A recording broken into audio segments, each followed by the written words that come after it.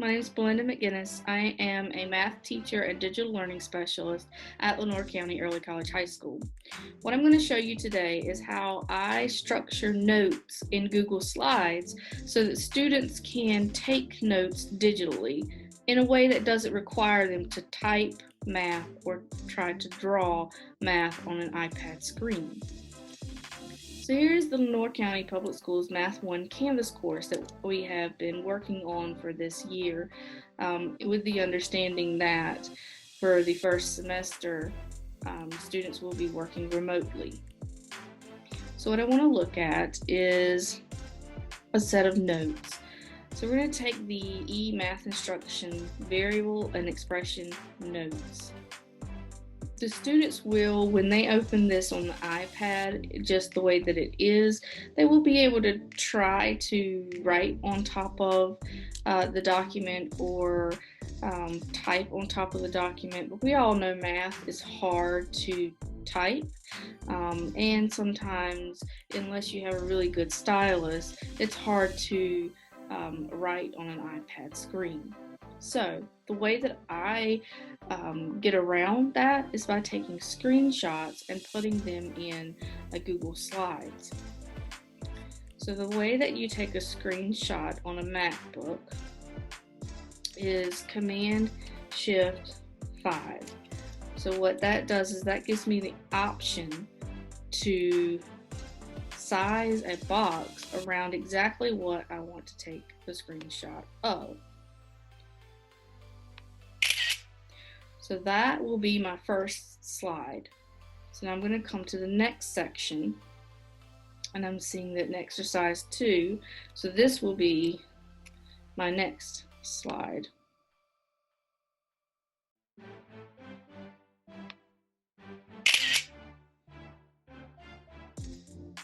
And then I'm going to continue to take screenshots in a way that splits this worksheet up into something that seems reasonable.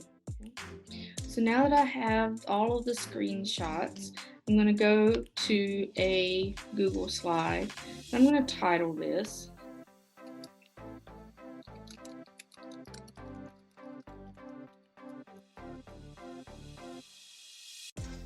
I like to get rid of the text, the title and the subtitle information here, and use either text or word art. Word art gives you a little more flexibility in what it looks like. So I'm going to call this is going to be my title page, those variables and expressions.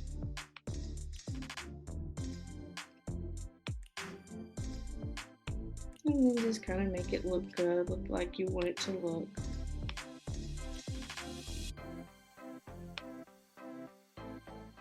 You can fill in the color, so you can do all kinds of things here to make this look nice. And then what I'm going to do is I'm going to take my first screenshot,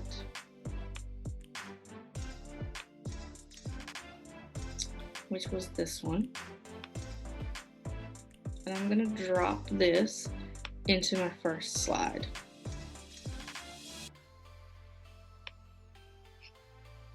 If I double click on this, I can also resize this.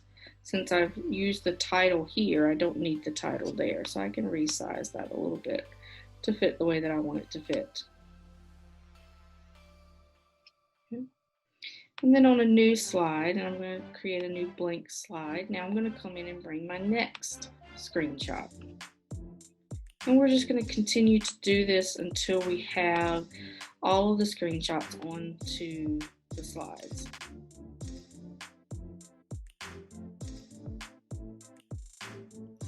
Okay. Now that I have what I want, one thing that we're really looking at in remote learning is making sure that students have access to all of the resources that we can possibly provide.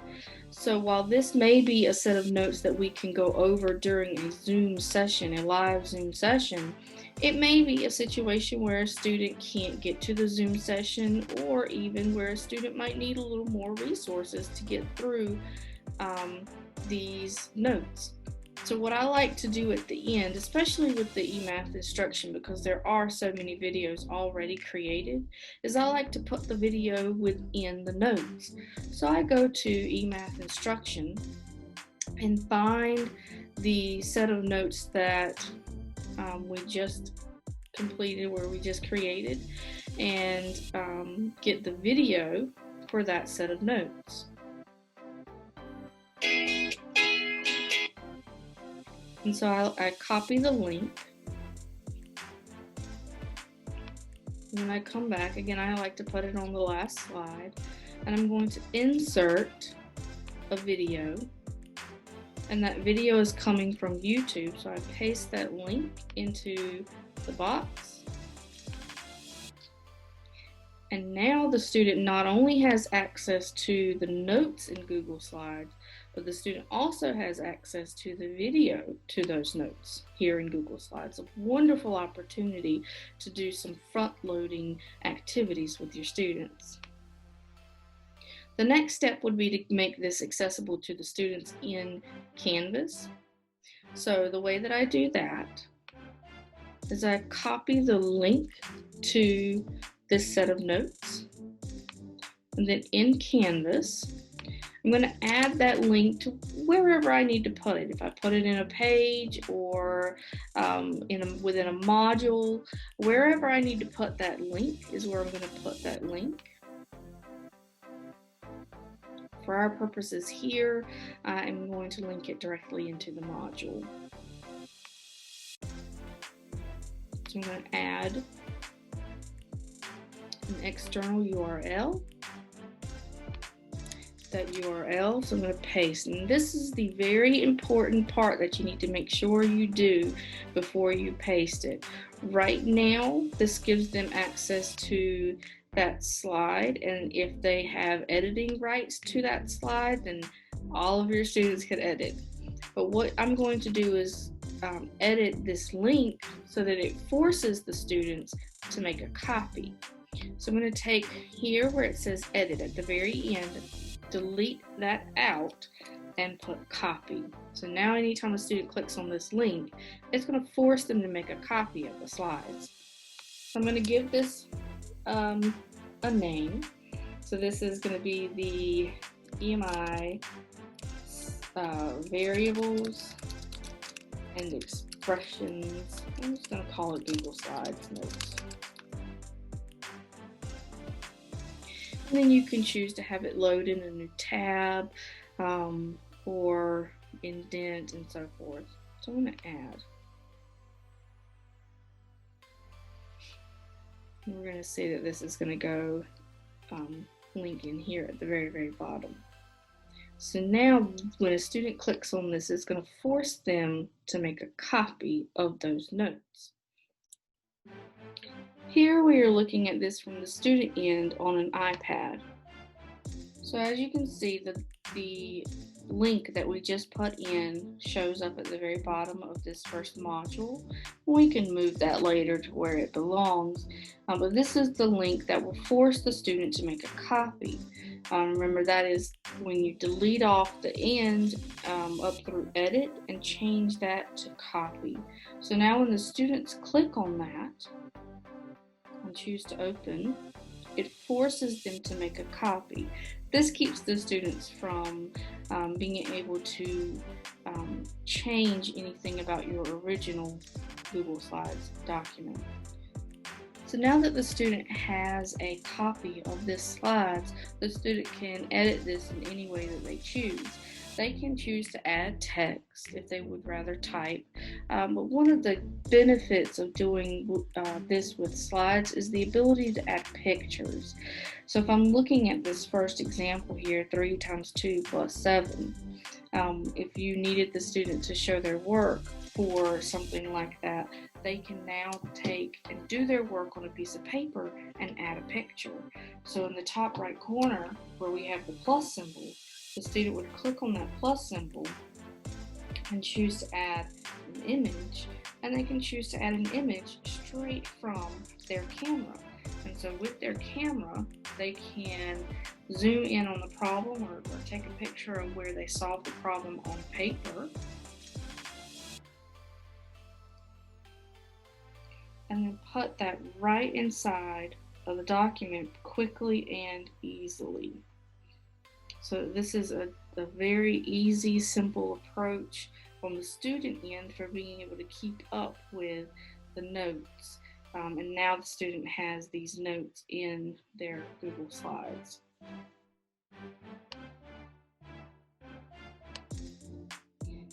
So in this assignment, I'm going to give some instructions.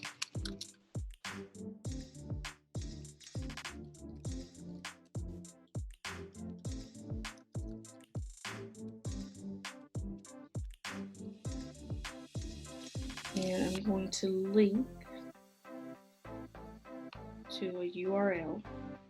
So again, this is the one that I've created for the students in Google Slides. I'm going to highlight my link and copy. And here I'm going to paste that link. I'm going to take everything out up through edit and change edit to copy. So now the students can click here to access those notes. And you would decide several of the different things down here. Because it is an assignment that I want submitted, I'm going to have the students submit this assignment online, and then we can pick and choose how we want the student to submit that assignment. In this case, it's going to be a file upload. And there are several other things that you can pick through here. You do have to pick a due date.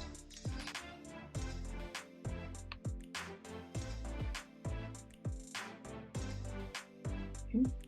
So let's see what that looks like on the student end. So here, the student may have finished the notes and are ready to submit. So what the student would do to submit, they're going to click on the menu in the top right corner. So that is, there are 3 dots in the top right corner. So when we click on that menu, the students are going to share and export, and they're going to send a copy. I like for it to be sent as a PDF. It is much more easier to read as a PDF in Canvas. So they're going to share or send a copy as a PDF, and they're going to copy it to student. So at this point, the student can add any comments that they may want to add to the assignment. It could be questions or things such as that. And then they would choose what course this will go to.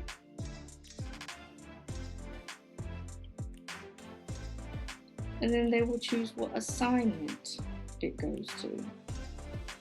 And then once they have chosen, and they will click submit, then it will go to the teacher end to be able to see it. I hope that this was helpful to you as you're planning for remote instruction this semester. If you have any questions, please feel free to reach out to me. Again, my name is Belinda McGinnis, and I am a teacher and digital learning specialist at Lenoir County Early College High School. Thank you.